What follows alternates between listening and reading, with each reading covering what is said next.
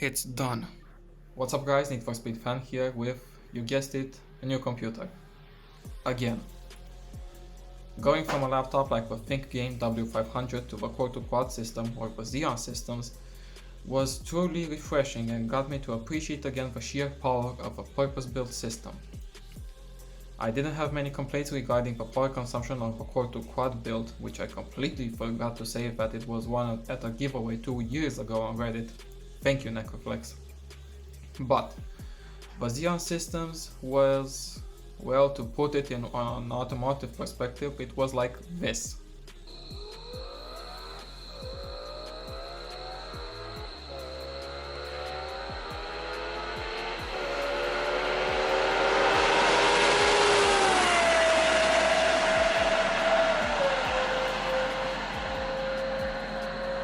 Massive power, incredible sound, but immense wattage.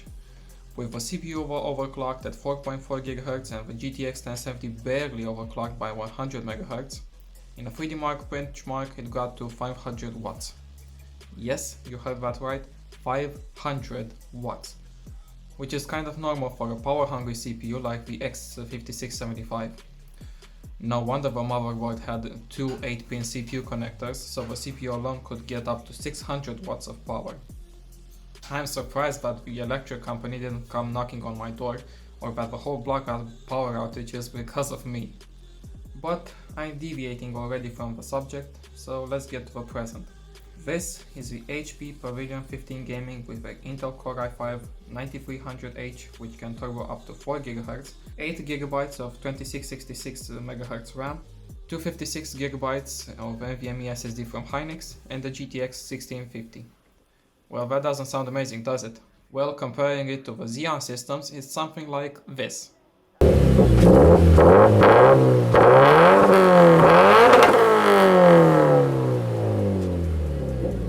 A slightly quieter, lower performance computer compared to the Xeon.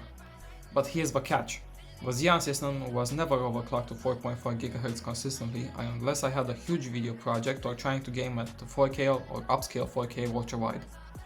Most of the time it was set to 4.2 GHz and it was perfectly fine to use.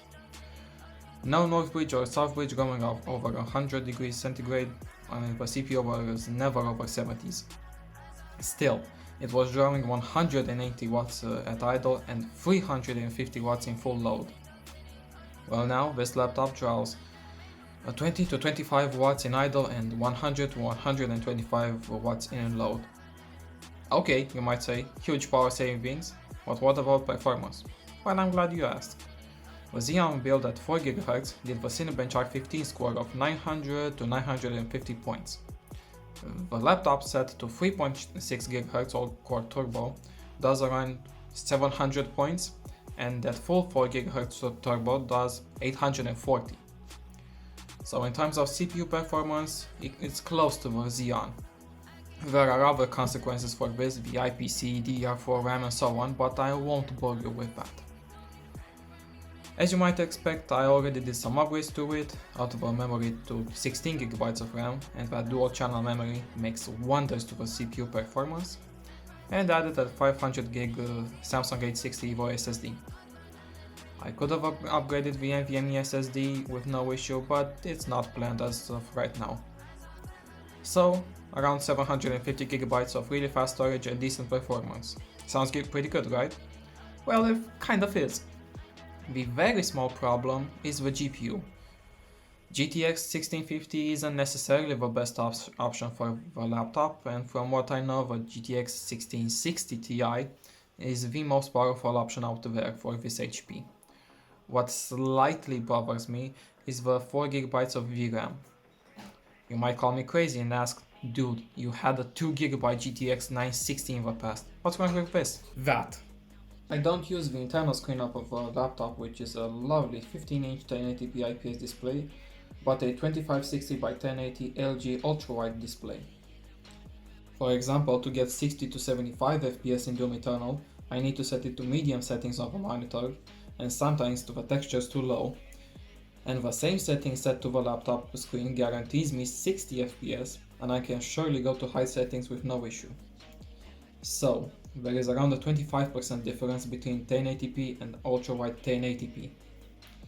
I haven't tested other games in this kind of comparison since I don't play anything that I can play on that. The Xbox 360 will probably get its own video somewhere later in the year. What I did play on it was Doom 2016 at max settings, Doom Eternal at medium settings, Need for Speed Payback at medium settings, and Mass Effect Andromeda in medium settings. I plan to record some footage and upload it to YouTube in the future. Last but not least, how are the temperatures?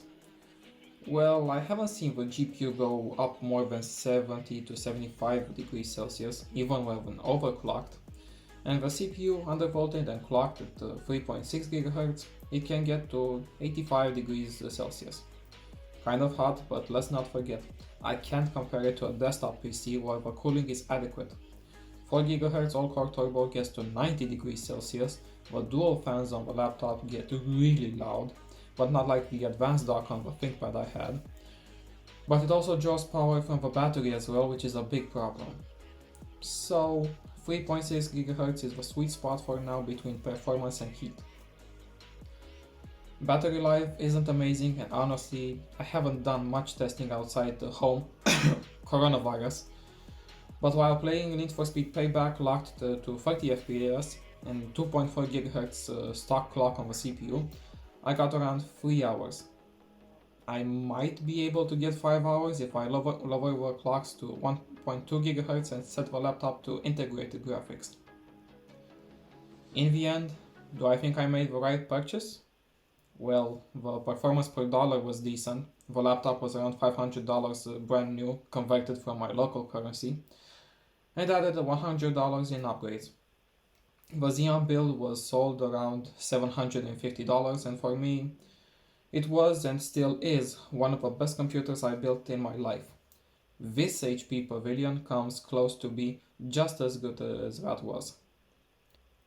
Thank you for watching, and I'll see you in the next video. Bye.